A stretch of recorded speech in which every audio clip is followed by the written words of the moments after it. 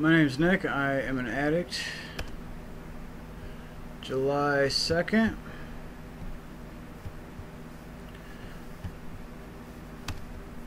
Just for today.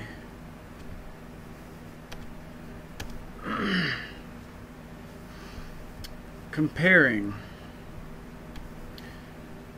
Our personal stories may vary in individual pattern, but in the end, we all have the same thing in common. Basic text, page 84. We addicts are a varied bunch, coming from different backgrounds, having used different drugs, and recalling different experiences.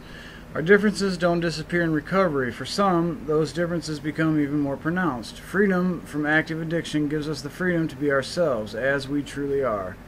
The fact that we are all recovering doesn't mean that we all necessarily have the same needs or goals. Each of us has our own lessons to learn in recovery. With so many differences from one addict to the next, how do we help one another in recovery, and how do we use each other's experience? We come together to share our lives in light of the principles of recovery. Though our lives are different, the spiritual principles we apply are the same.